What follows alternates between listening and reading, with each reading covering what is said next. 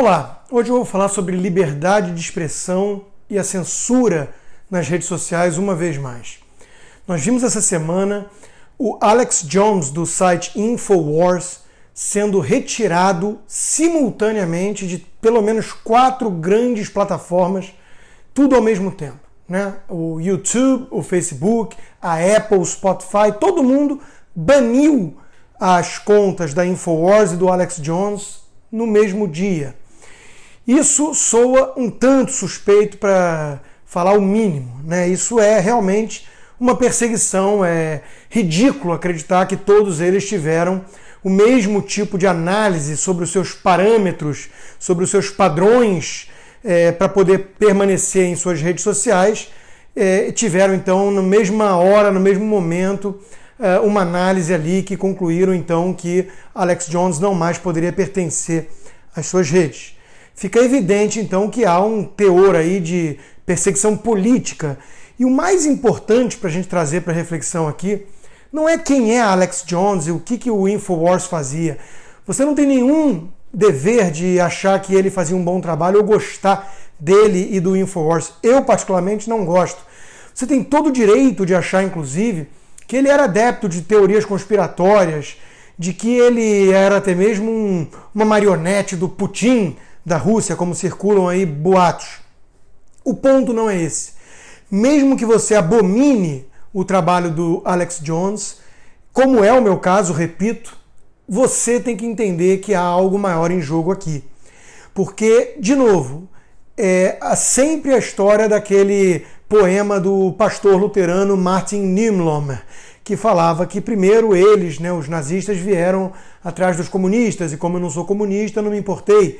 Depois vieram atrás dos ciganos, eu não sou cigano, deixei rolar. Depois atrás dos sindicalistas, eu não era sindicalista, paciência, até a hora que eles vieram atrás de mim e já não havia mais ninguém para protestar. O que nós estamos vendo são as redes sociais, após a vitória de Donald Trump principalmente, sob intensa pressão dos seus pares da mídia progressista, e são todos progressistas, a mídia mainstream e as principais empresas das redes sociais, como a Google e o Facebook, estão todos eles querendo então pressionar o lado mais conservador dentro das redes sociais, porque acham que influenciou muito a política. No fundo, perderam a hegemonia da narrativa e estão incomodados com isso. A CNN, então, que é uma grande fábrica de fake news, não vou colocar em pé de igualdade com a InfoWars, nem é preciso, acredito. A CNN é óbvio que relata muito mais fatos do que a InfoWars, que flerta com essas teses conspiratórias o tempo todo. Mas é óbvio que a CNN tem um grande viés ideológico. E a CNN pressionou, então, as redes sociais para que retirassem Alex Jones e a InfoWars de suas plataformas. E isso acabou sendo feito. Esse tipo de pressão é que não podemos aceitar em hipótese alguma.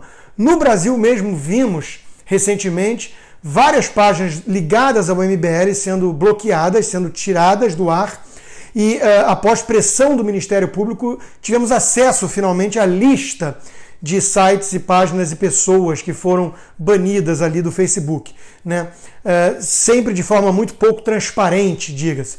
E quando a gente abre ali a lista, todos aqueles que têm viés político são claramente identificados à direita, páginas ligadas ao Bolsonaro, ao PSL ou ao próprio MBL, e um bando de páginas sem pé nem cabeça, nada a ver com nada, maromba, umas coisas nada a ver, que provavelmente estão ali para disfarçar o intuito. Mas não vimos páginas ligadas à esquerda. Ou seja, será que a esquerda não tem falsa identidade por trás de suas páginas? Será que não tem produção de fake news? Todas essas desculpas usadas pela esquerda para pressionar, bloquear essas páginas e acatadas pelas próprias redes sociais? É óbvio que tem. Então fica evidente, fica visível aos olhos de todos que não foram ainda cegados pela ideologia, que o que está ocorrendo é sim perseguição ideológica com viés progressista contra a direita, os conservadores e os liberais. E isso é muito sério. Aqui nos Estados Unidos dão muito valor, né, muito valor mesmo, à primeira emenda, à liberdade de expressão, e também ao direito da iniciativa privada a fazer o que bem entender dentro dos limites constitucionais e legais.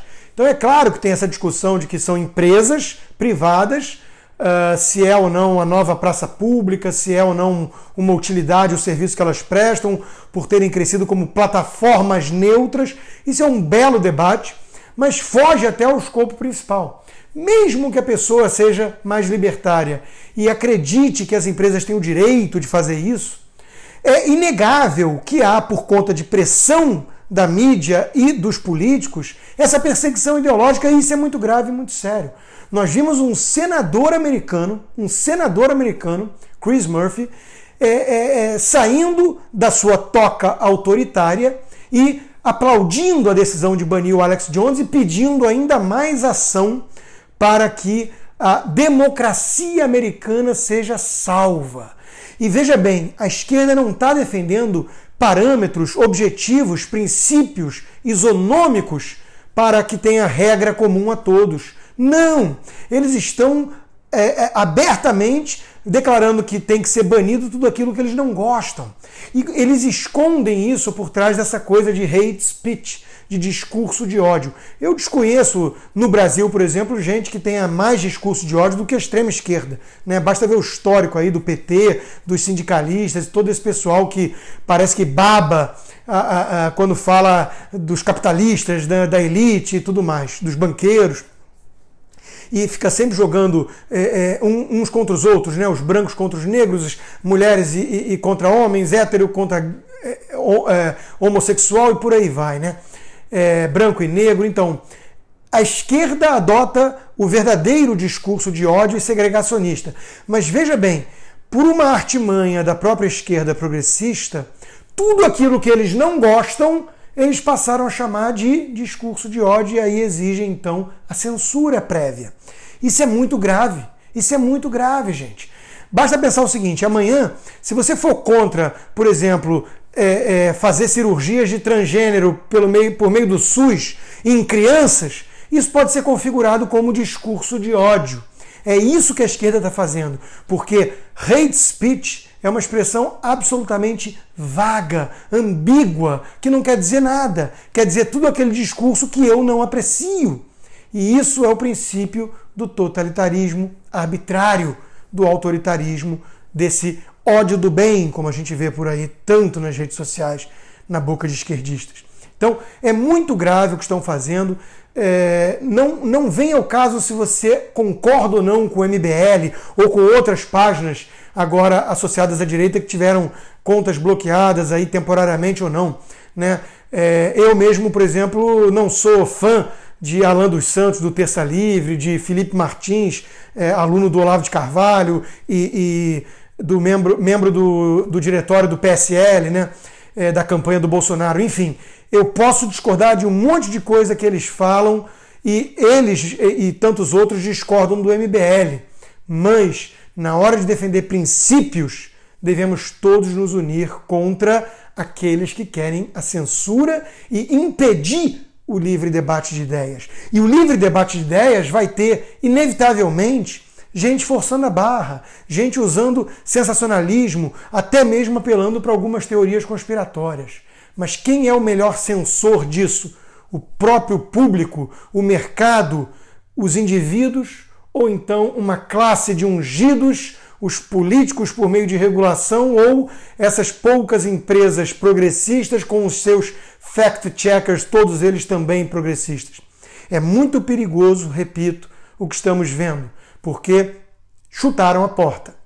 E se não houver reação forte agora, não tenha dúvida de que eles vão avançar sala adentro, perseguindo não os sites mais caricatos com teses conspiratórias como o Infowars, ou então a turma do MBL ou Terça Livre, que joga um pouco mais pesado e de forma mais agressiva na distribuição de conteúdo, né, por meio de memes e chamadas um pouco mais sensacionalistas. Não, eles vão atrás de todos nós que discordamos da cartilha politicamente correta e do discurso hegemônico da esquerda progressista.